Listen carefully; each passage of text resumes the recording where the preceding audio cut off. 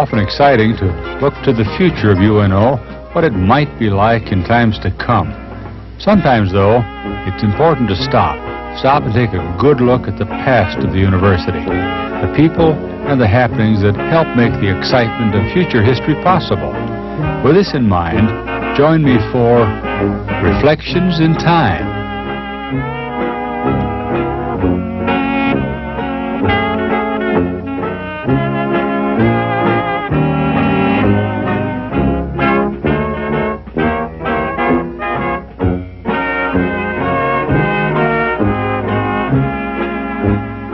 Welcome to our program, Reflections in Time.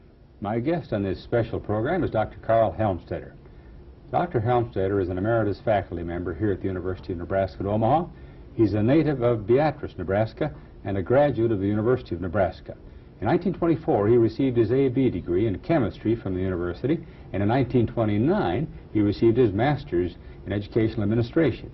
Then he joined the University of Omaha in 1929 as an assistant professor and acting head of the College of Commerce.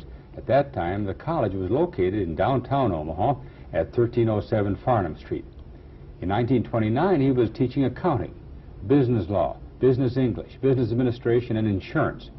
Carl received his Ph.D. in 1936 from the University of Iowa.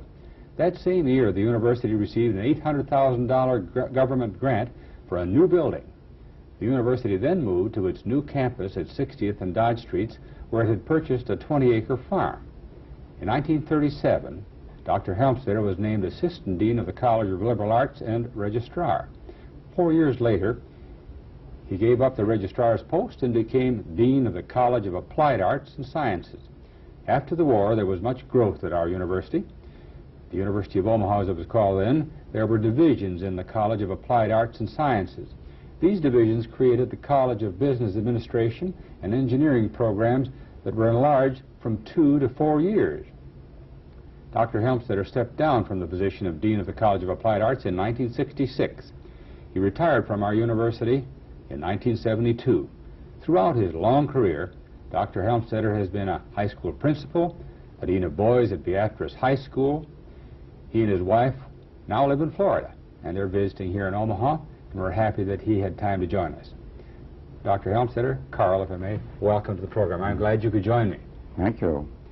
Carl, it's many years, not only since you've left us, but that you were here, really a number of years.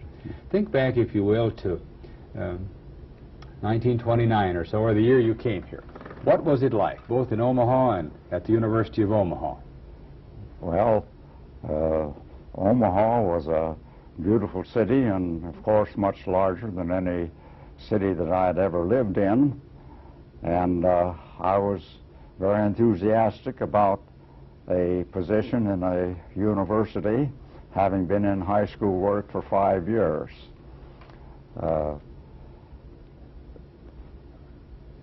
We located in North Omaha, and I drove 5 or 6 miles to the downtown business administration building for 1 year, where I taught during day and night and supervised insurance courses, which had developed very rapidly here in Omaha, as Omaha is an insurance town.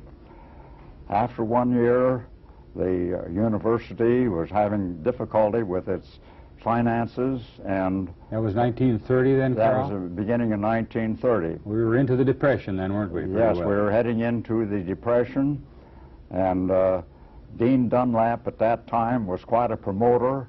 He was very active in developing the athletic program. In fact, that was his main interest. You mentioned Dean Dunlap. Was he dean of the entire college? No, he was dean of the administration college, and the person who employed me recommended me. And but when we moved to the campus at 24th and Pratt Street in 1930, he became acting president or executive dean. What was the reason for the move at that time? Was it finances? Was it a better location? It was finances. We had to save as much as we could. It was difficult through tuition in those times and through private support to continue the university. So a committee of downtown individuals were appointed to look into the possibility of becoming a municipal university. You remember who some of those people were, Yes, Carl? yes. William Baxter, who was president of Kilpatrick's, was a very outstanding individual and financed the university, very helpful. And W.T. Graham, who was a real estate man, was on the board at that time, and many other prominent individuals. And of course, as the idea developed for establishing a municipal university, the city was quite divided, and it had to have a vote, but it was finally brought to vote in May of 1931, and the election day was a rainy day. We had organized the students and had them go to the polls. And how many students did we have at that time, Well, Carl? at that time, as I remember, we had about 300 students. And but they were very faithful students, and they worked hard. They were interested in the university, and they were progressing very well.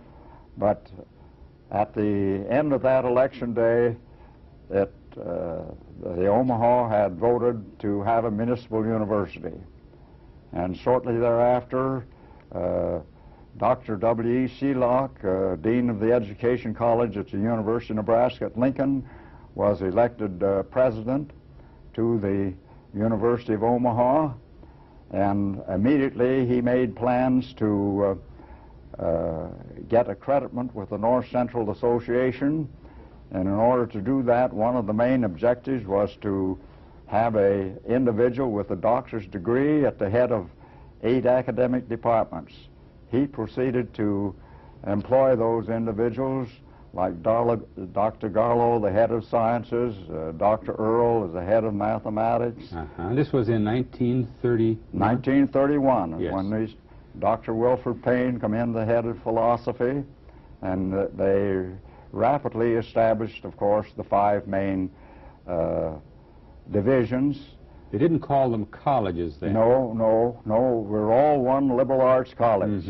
But we were known as a university from the beginning. We had always been a university. The founder had called it the University of Omaha, very properly, because it did offer excellent training in all of these departments. And I must say that the graduates were very successful. One of the things that I noted about it, and in promoting the university the best I could, was that Dr. Nell Ward was the head of the chemistry department, and through my talking with the University of Nebraska Medical College, they indicated to me that they had preferred the chemistry training that the students coming out of Omaha University had in order to go ahead with their medical training. We started with very strong departments, divisions as you call them then. That's right. We were fortunate. That's right. And this former dean at Lincoln, at the University of Nebraska camp, he was the man that helped form that nucleus of good people, right? That's right. That is correct. He brought in all of these department heads with PhD degrees. At that time, I had a master's degree, and I thought, well, if I'm going to get any place, I'd better go get my doctor's degree. And so I was able to get leave during the summer, and I started at the University of Iowa and did succeed in getting my doctor's degree. Did you maintain your affiliation here and go back and forth? Oh, yes. And so you worked all that time while you were working on your PhD? Yes, I was with the university, and the president was cooperated very well, but I handled the registrations, I handled the graduations. And now, your first years, in those change years that you're mentioning here, with the new campus, the vote of the city to make us municipal, what was your role then? Were you the registrar at that time? Yes, I was the registrar at that time. And I could see that the university needed help and needed some confidence to give to the students who come out and inquired about enrolling in the university. If you recall at that time, let's talk about 2 things at least. Maybe you'll think of others and some of the people we want to hear about, but the programs at that time. You've alluded to them. Tell a little more about, you mentioned the good solid faculty, the head of the divisions that we had that were so good. Tell us a little more about the people, but the programs first. What a young man or woman who came out to our University of Omaha at that time, what could he or she major in? As the registrar, you'd know. Well, all of the students were enrolled in liberal arts. That was the blanket cover. That's right. All right. And they were enrolled in order to obtain the AB degree at the end of 4 years. There was one type of degree they could acquire. That was right. There's one type of degree. It was an AB. Preceding that, when the business administration college was downtown, we did have a 4-year program in business, but nobody ever attended business more than 1 year or 2 years. And we did have pre-law courses. That meant 2 years of liberal arts before they went on to anything else. And we did have the pre-medical. That was why our students went to the University of Nebraska Medical College and any other college. Some of them went to Creighton, as they had a medical college. In fact, Creighton had all the professional colleges. Yes. And the business department simply became one of the sections of the University of Omaha. Students could start an introduction to business and accounting, which I taught, and Mr. Dunlap taught business law because he was a lawyer. And we had a preliminary engineering, pre-engineering, which was taught by 2 professors from high school, Mr. Kurtz and Mr. Jackson, both very capable people in drawing and in engineering shop work. And Dean Holt, who became the dean of the liberal arts in 1951 and head of the history department, employed Roderick Crane. Oh, yes. That's and a Roderick familiar Crane name. was the first individual that helped us out in economics and in engineering. At that time, the only thing we had in engineering, which was very rough, we had a blacksmith anvil in the basement of our physical ed building, which was Jacobs Hall. Jacobs Hall was, along with Jocelyn Hall, it was on the main campus at 24th and Pratt Streets. After a little while, we're going to take a look at some of those pictures and talk about some of those buildings. Yeah, that'll be fine. Yeah. But it was located, as you say, in the basement of that building. Yeah, that was and that was all the in the extent of the basement. engineering school at that And time. we had both men and women's physical education, but we did have a football team, we had a basketball team, we had a baseball team, we had track. With everything else you did you do any coaching? No, I did not do any coaching. I did in high school, but it was pretty nerve-wracking, and Mrs. Helmstadter got tired of having people call up and want to know how the team was and who to bet on. So I gave that up when I stayed with the academics. That's right. So those early years then on that campus sound like happy years and pleasant ones, but a small school, a small enrollment, a small faculty, but a very dedicated and good faculty. That's right. Shortly thereafter, in the Depression years, which became very deep, we were able to get FERA, federal help for students. Loans for students? Yes. To go to school? Well, actually, some of them were work scholarships, what they really were. And we were able to take some of the very good students into that program.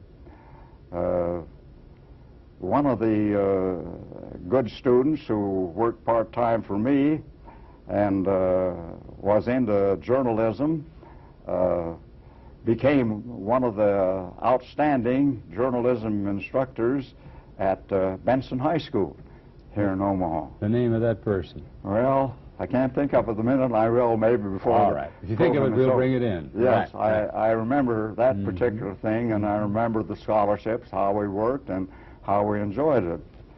I also remember an individual who came to me he called, wanted to know if he could come out and talk to me sometime. He was a very nice person. He says, I've been going to the university here now for 3 or 4 years. He says, I don't know what I'm interested in. I don't know what I'm going to do or anything of that kind. And so I talked with him a little while, and I asked him about his interests. And I was interested in vocational interests. As a matter of fact, my dissertation was on the interest characteristics of executives here in Omaha, so I was able to go downtown and visit with many of them and offer them a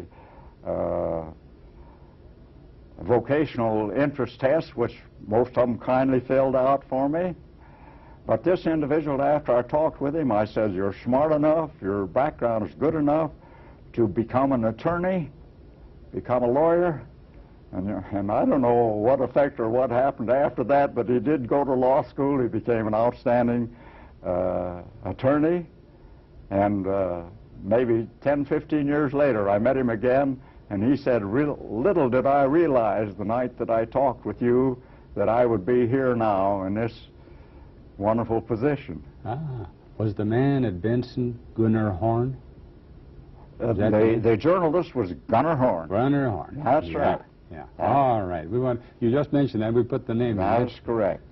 One other incident I remember, a young lady come out of high school. She was just 16 years old. And she apparently was very well educated. And I asked her what she wanted to do. She said she wanted to be a doctor. And at that time, women were not going into medical training. No, that would be quite unusual. Yeah, so I could not talk her out of this, but she was liberal and she insisted on going on that.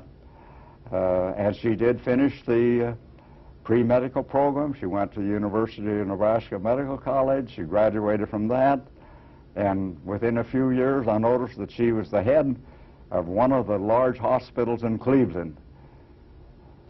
You mentioned some of the students and the outstanding students. As you reflect back on those early years of the university and your years, the beginning years, tell a little more about the students. You saw so many of them as registrar, you counseled many, you talked to so many. What kinds of students, if you could classify them, did we get? Were they all from the city? Did they come in from the farm? Where were they from, and why did they come here, Carl? The great majority of them were Omaha high school graduates, although some of them did come from other schools, from other cities. I remember one outstanding lady that came from Albany. Her father was a MD in that city, and she was a very remarkable lady, and she happened to marry one of our students who was the son of a very prominent businessman, and this business is still in operation in Omaha and is operated by this boy who married the young lady that came from Albany, Nebraska. But they also came from Council Bluffs, quite a number, but the majority of them were from Omaha U. That's why the idea of the Municipal University. You know, in those years, I imagine it was discussed. It's been discussed off and on ever since, perhaps. Why do you think that, why was it, Carl, that we never built any dormitories for those people from Council Bluffs and the farm? We never did get into that. Do you remember some of the reasons why? Well, most of the students lived at home. Yeah, but there were some. Yeah, there were some, but they weren't enough to do it. They were able to find, their relatives may have been here, or they could have found private homes to take rooms in and get along very well on that. As a matter of fact, we did have sororities and fraternities, and one fraternity at one time got to the place where they established a house, and however, the finances become pretty great. But what year might that have been? Mid-30s? Well, it was probably in the mid-30s. It might have been 36 or 7, somewhere along in there, when we were still out at the old campus. Yes, yes. But the finances for that was more than they could handle. We also had sort of a rooming house that we gave scholarships to football players to encourage them to come. Mm-hmm. And of course, after the football season was over, that was broke up because of the finances. But those were struggles financially to get along. You know, as you and I record these thoughts in 1981, it's hard to remember some of those things, but to draw some comparison, it's expensive to live these days, as we all know, and it's expensive to go to this university and everywhere else. What did it cost a student to go to school for 9 months back in the early 30s? You remember the tuition costs and other things? Yes, yes. We established a tuition cost of $3 a credit hour, and we added 25 cents an hour for outside of the city limits. That's what we had to do when we became municipal. Outside the city limits, we had to make an extra charge. So those people from Council Bluffs or That's right, would people pay... or outside the city limits, and the city limits was at 60th Street at that time. Now it's 120th or wherever out there. Yes, yes. So anyone out of town had to pay just the little surcharge. That's right. They paid that, and they paid it gladly. They could not afford to go down to University of Nebraska at Lincoln. Their tuition was very low also, but it was the board and room and being away from home that was too costly for them.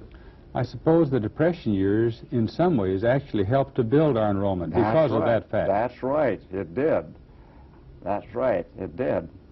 And the thing that provoked me the most, I think, was people disparaging the university, the training involved in the university. Well, I had come recently from college training, and I knew that the courses which we taught were every bit as high a standard as any place. Mm-hmm. As a registrar, I had visited other schools, and we had a registrar's convention that I went to, and I talked to the people and in general looked at their university and at their programs. Their standards were not one iota greater than ours. Why do you think, Carl, it was difficult for us to establish our credibility, our integrity as a university? Why did people wonder about the strength of our program? Well, it's like many other things, a rumor gets started, or there may have been once in a while a instructor that wasn't up to a high standard, and the students may not have particularly liked him, so they would disparage that. But I noticed that they kept coming and they kept staying. At first, I was alarmed at the fact that they would only stay 1 or 2 years and leave, and I worked hard to get the 4-year program established so that everybody would stay 4 years at least. I noticed you were mentioning that a lot of them would hear for pre-this or pre-that. That's right. The 4-year programs, that was hard to come by. That's right. That was right. And actually, I worked on what we called 2-year programs. One of them was a 2-year program in engineering, and a 2-year program in physician and dental assistants. One of the first 2 brothers graduated from the Department of Engineering with that 2-year engineering degree. One of them went to work for engineering firm, and another one went to work for Savings and Loan Association. They both progressed in their field, and one individual with the Savings and Loan Association is now the president of that Savings and Loan Association. And over the period of years, incidentally, as I continued to teach in the business administration and especially in accounting, we have many, many accounting graduates who are outstanding CPAs throughout the country. And they obtained that through the professors of accounting here in Omaha U, and you can now tell from the size of the College of Business Administration. Yes, right now it's our biggest college. It's one of the largest, and the demand of business and industry in the country for accountants is tremendous. The same is true of engineering. Every once in a while they'd bob up and say, engineers are dime a dozen, so nobody should be taking engineering. However, it was wonderful that they did continue with engineering, because you have to note that most of the scientific developments has been through professional engineering and science that has developed. You know, when you've talked about these past years, one of the things that brings the biggest smile to your face are the people. That's and right. the people that you've associated with over the years. We'll talk more about the people, but right now, why don't you and I look at this monitor and take a look at some slides which we have, and tell about the university at that time, and as you reflect and look at them, what it was like. Okay. Ah, there's an old building. This is a building across the street from the main campus at 24th and Pratt Streets. And when we became a municipal university and added faculty members, we did not have enough space to have both classrooms and offices. So we established the Dean of Students office and the faculty members over in this three-story building. That's an interesting house. That's a very interesting house, and I don't know whether it's still there or not. I believe it's gone. I believe it's gone. No. Now, there's a look at the campus in recent years, but still quite a while ago. What would that be of? Well, I think that looks like it's the construction of the main administration building, the first building on this campus. What would that year be about? Well, that started in 1936, and we had our first commencement in it in end of May of 1938. And at that time, we loaded up all the faculty offices and all the furniture we had at 24th and Pratt Street and moved it out here and had all the offices lined up and the rooms numbered. That was a and big started move. Summer school. Big move, wasn't it? Yeah. All right, let's see another. Now, there we're back to the old campus again. This here is an older building still. This is the science building at 24th and Ames. What had that been before we used it? Do you remember? Well, it had been a school. Yeah. It had been an abandoned public school for the city of Omaha, and but it served all these years until we moved to this campus as our science building. It housed mathematics, chemistry, and physics. And the students walked back and forth from 24th and Ames to 24th and Pratt about three-quarters of a mile. Now, isn't that the lake up near Memorial Park, or what it used to be? What is that? This is Old Lake George on George's Boulevard.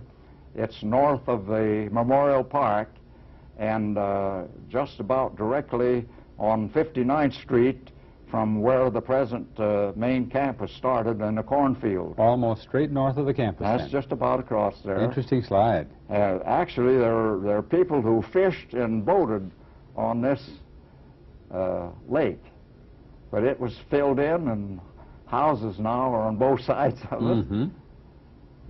Very large housing development. At that time, we were really out in the country. That's right. They were outside the city limits. What year might that have been when this all happened, when this became a developed? Do you recall? This held 3 or 4 more years, 1940, 42, or 43. Early 40s. Oh, yeah. Let's see another one.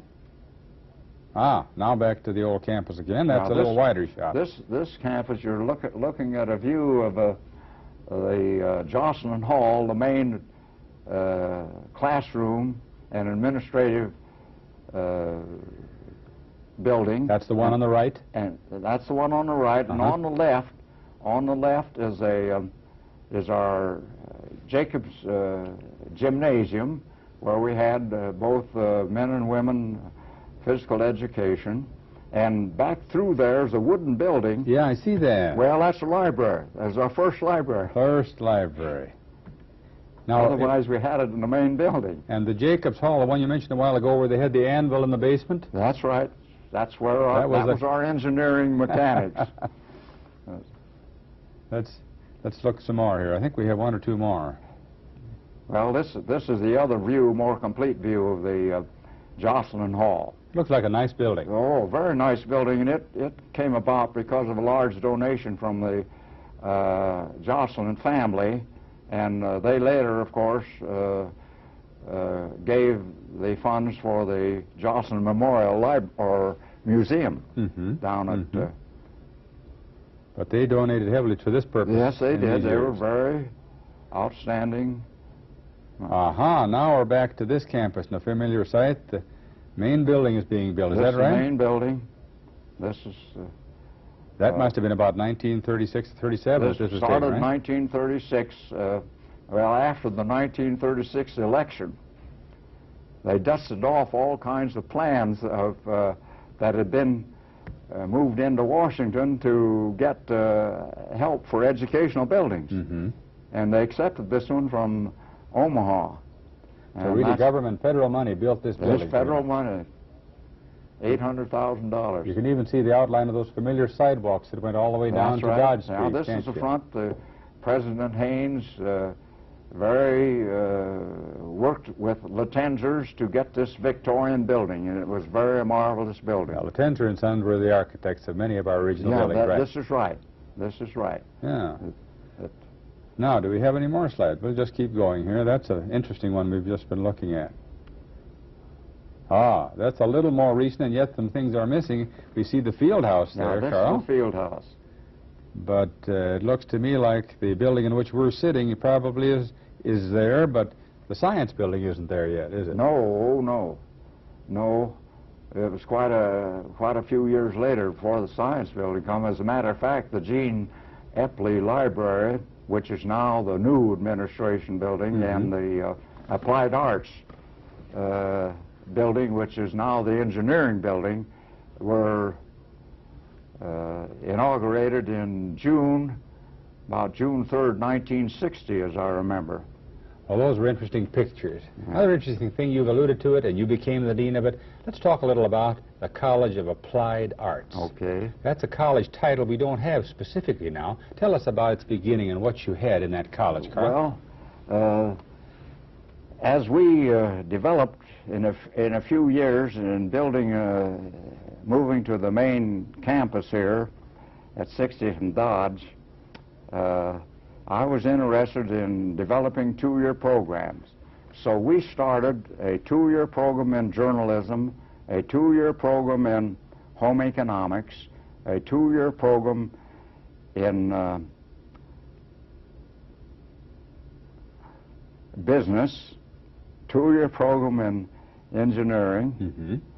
So through all of these particular programs, one I just about forgot was in nursing. Oh, yes. We very early established a nursing program with the hospitals, Jenny Edmondson Hospital in Council Bluffs, and Methodist Hospital here in Omaha, the Clarkson Hospital, and the Mennonite Hospital, I think. All sent nurses to us for training. They were just anxious to get the training. Well, shortly, of course, along in 1939, World War II was beginning in the Europe, and the United States became a little alarmed. As a matter of fact, those countries were buying airplanes in the United States, and we had on our staff here in the engineering department a young chap by the name of Bill Durand, and he had built his own airplane and knew how to fly it. And through that, he and I went down to Wichita, who had already established airplane factories, and went through their factories and wrote down word by word what had to be taught in order to make airplanes. But the main thing was that we had 2 or 3 private airports out at the present municipal airport, and they were giving flying lessons, and so we promptly started offering flying lessons for both the Army and for the Navy. And we had contracts to develop those flyers, and some of our original flyers became the instructors that were necessary for the United States to have. Is that right? Now, this happened in about 1940 then? 1939 is when the foreign countries started buying from us, and we could see that there's going to be some development. Then when the war was declared in December of 41, we were right in it with that particular training. Then, not only that, shortly thereafter, the Glen L. Martin plant, they wanted on the inner part of the country instead of over on the East Coast. Yes. Decided to locate it off at Field, and one of the first things that happened, they sent out their production manager, and he came out to my office, and he says, when we open this plant out here, what we need is 500 production workers, people who can supervise. And so we immediately started training programs for those production workers. That happened through the management part and through the engineering part, and this is what took place in the Applied Arts College. Well, President Haynes is the one who named these colleges. He says, we've got a group of very liberal courses, which is liberal arts. Here are some practical courses, which we'll call applied arts, and those were the 2 colleges that were established and lasted well into 1950 something, when the College of Business Administration was spun off of the Applied Arts College into a separate college. Business for a long time was a part of your Applied Arts College, wasn't it? Yes. I know Dean Lucas was visiting with me on the same series earlier. He was involved with all of that, too. Dean Lucas came to the university in 1938, in the fall after we moved to the campus here in the summer. And he carried on, and after the in 1942, when there was a little turbulence at the university, he became Dean of Students and continued as head of the business department. You know, speaking of turbulence, we're getting a little out of line here, but I want you to mention it, because before we started recording, you were telling about it. In the 40s, there was at one time here a student strike, was there not? That's right. Tell us about that. Well, in the student strike, it happened along in the spring of 1942, was the main drive when the faculty of the university decided to take these technical institutes and establish them as credit courses. And many of the professors in the liberal arts college did not like that particular step in progress, and somehow the students got involved in it, and so the students one morning when we came to the university had signs up that they're on strike, the students on strike. Well, not all of the students were in favor of that, but they had to go along with a bunch, and so they did have a strike. Well, the culmination of that was that the Board of Regents had appointed a committee of the students and faculty, and the administration appointed an equal number of representatives, and they went into conference and thrashed out all of the problems. And within a week or so, the students got tired of not coming to the university, and so the strike was over, declared over, and the university went on its way. One of the things you mentioned as you were describing the Applied Arts College was it seemed like you really were trying, Carl, to initiate programs that related to what was happening, like the war, the need for production workers, and this continued. And the Applied Arts term was really a correct title, wasn't it? This is right. I talked this all over with the President Haynes at that time, and he says, what can they criticize when the type of training that they get is the type of training that they're going to use in their jobs for the rest of their life, and besides that, we're getting some finances out of it.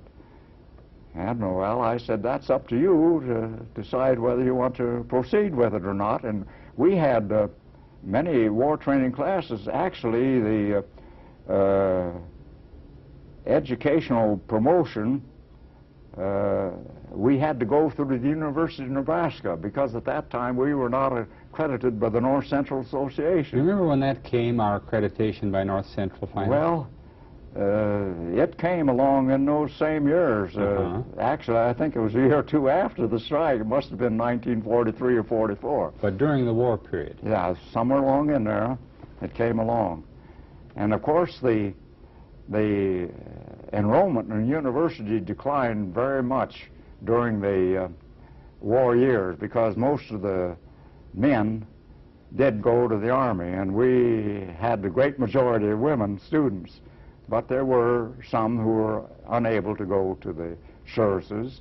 But after the war, the GI training, the students hurried back to the university in great numbers. And at that time, they were the ones that really had realized what was going on, and they banged into the engineering departments, into the math department, into the physics department, into business with great enthusiasm. That's when we really started to grow, wasn't it? That's when the university started to grow. And then, of course, later on, when the bootstrap program began, as I recall, at least my part of it, we had established through the College of Adult Education some courses for the personnel out at Offutt Air Station. And one day, a sergeant who was in the education department out there at Offutt came in to me and he says, here's a document. The government is going to pay the tuition of GIs, or people who are in the armed services. They're going to give them a leave of absence to come work on their officer training. And that was the beginning. That's right. And lo, just how all that develops. Well, I took it into the president. We talked it over. And he said, well, sure, go ahead with the training. So the first thing you know, we had big loads of Army and Navy and what's the other service? The Marines. Marines and the Air Force and everyone. That's right. Yeah. All the services were involved. All originally, services, not just the Air Force. All service. There was no discrimination. All service got this development, and then, of course, the College of Education developed the degree of General Engineering. Well, that was the easiest degree to earn because most of them had liberal arts training, had a couple years of it, and they could carry that on the most. And then at that time, we'd graduate as many as 500 bootstrappers twice a year, in the mid-semester and in June. And that bootstrapper program was a tremendous asset to the university. For years and years. Yes. Yeah, it carried on. Very good training. In 1981, there are many schools now that have programs like that. Oh, yes. So ours and everyone deserves it. Yeah, many schools were afraid to develop this. But University of Maryland was one of the first schools that developed it. Matter of fact, I went back and visited to them. I wanted to be sure of the program. So I went back and visited with their program. And I came back very enthused about it. That's why I talked to the president about it. It seems like many of the innovative different programs that relate to industry and professional areas, we really started many of them in that Applied Arts College. That's right. And after the war, one of the outstanding courses that we had was the Technical Institute, was a course in home planning. And there was a shortage of homes. There's a great demand for homes. And I remember that we had those home planning classes with 30 or 40 students in there, and we conducted it every 10 weeks, all through the summer for several years. And that's when all this housing was developing out west here. Yes. So out the housing... 90th and Pacific and all the way along there, Golden Valley. So the development of the city really was involved with our development of Yeah, this particular part of the Tech Institute? Because students were interested in developing their housing. The Tech Institute, you've mentioned it more than once. Was that a school within the college? How was that Yeah, separate? well, was that a short-term educational experience? Well, what was it as it was began? just a subdivision to Yeah. keep it away from the regular degree programs. It was not a degree program. No, no. And one of the main things now here in Omaha that came out of that was our electronics department, which is in this building. Mr. Kinney's in charge of it, and Hossick was interested in that. Speaking of this building that we're in, where the television studios are located at the University of Nebraska at Omaha now, you were heavily involved in the planning and preparation for this part of the campus. Do you remember those years? Yes, I do, very much. How did it come about that we acquired this building? Well, somehow through the Epley Library and through the finances which we have developed through the various programs, the bootstrap program and the GI program and all of those technical courses, sufficient finances were established that Charles Hoff, who was vice president in charge of business finances, said, we've got enough money to build that engineering building. So Dr. Bale says, okay, we'll build both the buildings at the same time. Mm-hmm. And so he appointed a committee to plan this building and, well, to plan the library. Glenn Lewis, I think, was chairman of the library planning committee. I was chairman of this committee, and we had all my departments on it and other departments of the university managed planning it. Was this built at the same time as the library or the student center? How do those three tie together? Well, the library was started, and very shortly thereafter this building was started. The student building came later. Remember the years about, when did they start putting bricks and mortar into the library, the new library? Well, that must have been in the year 1954, somewhere along in there. Shortly later, this that's right. building. Yeah. What did we call it originally? Didn't we call it the Applied Arts Building? Yes, it was called Applied Arts. It just didn't have any name. We had the Glenn Martin shop. Well, what happened to Glenn Martin shop was that he came out here and made a visit, and he was very interested in the program that we had developed for the Glenn L. Martin bomber plant. Production worker plant. He was from Baltimore, where the Martin plant started. I had visited them, and I figured when we got back through all of the courses that we had, that we had developed, trained 3,000 students to help him out at that Glenn L. bomber plant. Well, when he came into his retirement years, he made a visit out here. And so he says, all right, I'll give the engineering department $100,000. So that was the basis for the shop. The basis for this Glenn L. Martin shop. It has that name. But the original impetus went way back to World War II. Yeah. He also established a scholarship for liberal arts, and I don't know how much that is, but it's a considerable amount of money, too, that the students get the interest to be used for scholarships. I don't understand all of those. Carl, there are a few people, if any, that worked at this University of Omaha and the University of Nebraska at Omaha as long as you did, over 40 years. Yes. In all those years, you touched so many people, both students and faculty and staff. If you will put your mind into gear and go way back, just think of the people that stand out. You've mentioned some, but mention some others and their contribution to the university. Just a few of them that quickly come to mind.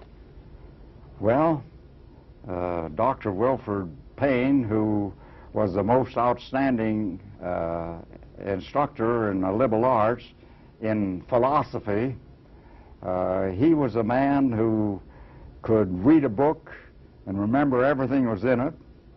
And the minute he stepped in the classroom that had 300 students in Introduction to Humanities, he would start teaching. He taught without notes and gave his hour lecture day in and day out. Was a marvelous instructor. Yes, indeed. And, Interesting person. Dr. Garlow and physics, biology. Biology, right. Yeah, he was a very outstanding individual. They just weren't any better than that. How about the physics area? You mentioned that a number of times. Who were some of the early strong people in that area? Do you recall some, Carl? Actually, John McMillan was the one that we note the most.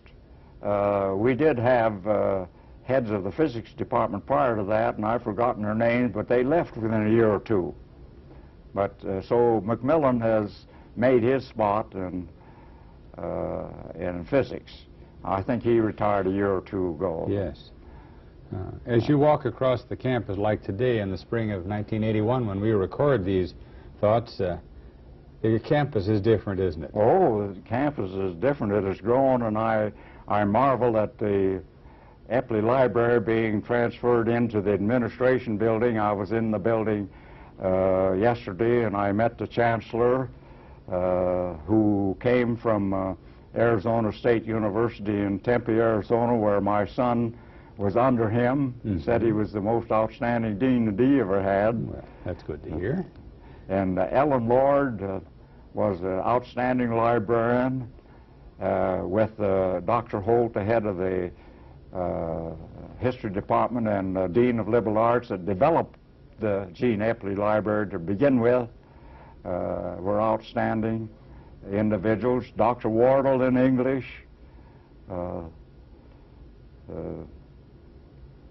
Who in 1981 is still teaching. Well, yes, and Paul Borge, who developed the radio and TV, Vet Williams in engineering, and Marston, who followed me for a few years in engineering, Marge Killian, who was head of the home economics, and Dorothy Potash, who was head of my nursing all those years.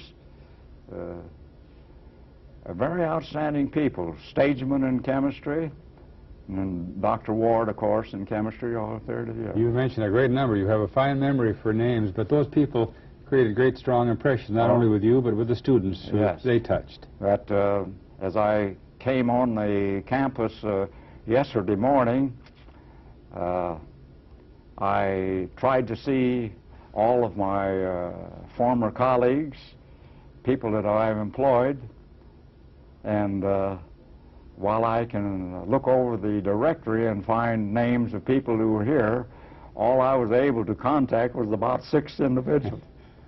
But the list goes on and on, doesn't it? That's right. And speaking of the many years again that you gave to our university, you and your good wife, Frida, over 40, what to you, as you look back on it now, Carl, were some of the most satisfying things that happened that you feel good about? Well, I feel best about the development of education. I think that we have developed one of the most outstanding universities in the country. I will always say that because I'd been at these other places and I'd have observed them. And also that all the time that I was here, I had my own children or my grandchildren who were coming through the grade schools, the high schools, and the colleges. And I've talked with them about their training, and I know what they're getting and where, and I simply think that that is the best that we could have. And as the years go by, and occasionally I run across one of my former students, and he comes up to me and he says, "You haven't changed, I remember you, but I've changed." So that's about outstanding. Now, in the moments remaining to us here, now in 1981, you and Frida have been retired for a few years. That's right. How have you been enjoying that, and what have you been doing? Well, I finished teaching in June of 1972. It's hard to believe that that's 9 years ago. We spend 4 months of our summer at our cottage in Minnesota, which we enjoy very much. It's on a big lake. And 5 years ago, we moved to Florida, which is about 20 miles west of Daytona Beach and 40 miles north of Orlando and about 50 miles from Disney World. Mm-hmm. Well, actually, we keep busy and going to clubs. We belong to a schoolmasters club. Mrs. Helmstadter belongs to the American Association of University Women. I belong to the Lions Club. We're very busy in church activities. We have plenty to do all the time. It's wonderful to hear about those things, too. One thing I neglected to mention as we moved into your retirement years, going back just a few for our last moments together, remember the merger. This university was municipal for so many years, and then it joined the University of Nebraska system. Yes. How do you feel about that? And do you remember that happening? Yes, I do, very much so. That happened at about the time that I retired from the deanship along in 1965-66. The university had need of finances, and so we had an election to raise the mill levy. There was a limit on the mill levy. Didn't we have 2 elections during that period? That's right, we had 2 period? elections. Both of them were turned down for the mill levy. So what happened was that a group, both through the regents and through the faculty, went down to the legislature in Lincoln and asked to have the merger. At that time, Terry Carpenter, which was an outstanding figure in the legislature from out west, we went down and talked with him, and you know, we couldn't tell one way or the other whether he was interested in it or not. But when the legislature had their first vote on it, it was a tie. And he somehow quickly made a motion that canceled this tie and prolonged the vote until some other time. And in the meantime, he must have talked to some of the legislators or had us talk to them, or we went into some more facts, and so he came out strongly for the merger. And anyway, it passed, and then the merger was on the way.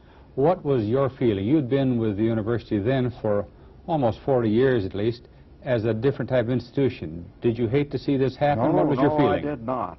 I thought that that was the only means of making further progress in education. And so I didn't object to it at all. What do you enjoy the most as you think back on it, the teaching or the administrating? Well, I enjoyed both. The administration wasn't any bed of roses, but I did enjoy the teaching, and the most satisfaction from any professor does come from the results of his teaching and the progress of his students. And with that in mind, Carl, we want to thank you sincerely for joining us today to visit about your reflections in time here at the university. You had so many good years, so many pleasant years of hard work, though. Both you and your good and dedicated wife, we thank you for being here today and for joining us in Reflections in Time, and also, of course, most especially, for all that you contributed to our University of Omaha and in turn to the University of Nebraska at Omaha. Thank you, Carl. Well, thank you very much. Our guest today has been Dr. Carl Helmstadter, former dean, among other many, many jobs here at the University of Nebraska at Omaha.